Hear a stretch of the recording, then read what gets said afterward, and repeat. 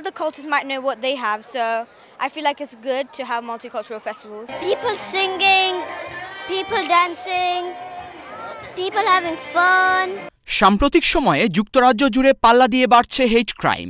সেই কারণে দেশটির মাল্টিকালচারাল সোসাইটির মেলবন্ধন ফিরিয়ে আনতে লন্ডনের বার্কিং এবং ডেগেনহাম কাউন্সিলের উদ্যোগে আয়োজন করা হয় দিনব্যাপী কালচারাল ফেয়ার। বাংলাদেশি বংশোদ্ভূত মেয়র মঈন কাদরীর সার্বিক ব্যবস্থাপনায় মাল্টিকালচারাল এই মেলার আয়োজন ডাইভার্সিটিফাইড কমিউনিটির বন্ধনকে যেমন শক্তিশালী করবে, পাশাপাশি এই ধরনের গেট টুগেদার কমিয়ে দিতে পারে racism. It's not the time that Barking and Dagenham can do anything. So Barking and Dagenham is ready for any time, any season.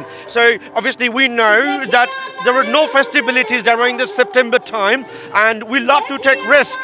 To the community for coming together, because there is a huge amount of hard work that goes into organising these things, and we know that our local mayor has put in so much effort to put this festival on. I feel like it's inclusive, it's taking in account the kids, all age groups. বাচ্চাদের দেখাই বলি, ওরা যদিও অত বেশি বোঝে কম, মানে বোঝে না ল্যাঙ্গুয়েজটার ব্যাপারটা নিয়ে, তারপরও আমাদের সাথে ওরা জয়েন হয়, এনজয় করে। একটা কাউন্সিল যখন এরকম একটা ইনিশিয়েটিভ নিবে, তো সেটাতে আমরা অবশ্যই এক্সপেক্ট করতে পারি যে এইরকম সুন্দর একটা মেলবন্ধনই হবে। The humanity is supposed to come together, live together, grow together. সবাই এখানে, Indian, Bangali, African, everyone is here and everyone is enjoying. Hi.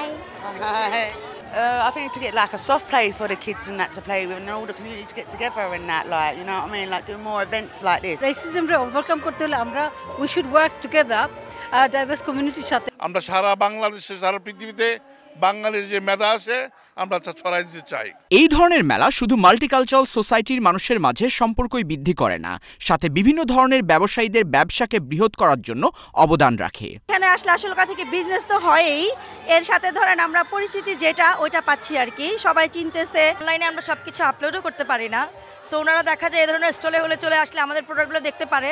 এছাড়াও কর্পোরেট সোশ্যাল রেসপন্সিবিলিটিকে মাথায় রেখে বড় ব্যবসায়ীদের এই ধরনের ইভেন্টে পৃষ্ঠপোষকতা বাড়ানো উচিত বলে মনে করেন ব্যবসায়ীরা।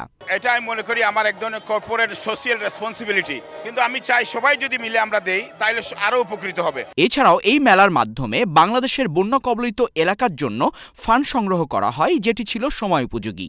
যারা এখানে অর্থ তহবিল দান করতে ইচ্ছুক তারা আমাদের সেই ভলেন্টিয়ারদের কাছে ডাইরেক্টলি দান করতে পারবে। সাম্প্রতিককালে যুক্তরাজ্যে যেখানে হেট ক্রাইম বেড়ে যাচ্ছে, সেই সময়ে সব ধরনের কমিউনিটিকে নিয়ে এই ধরনের ফেস্টিভ্যাল আয়োজন করা খুব বেশি দরকার ছিল।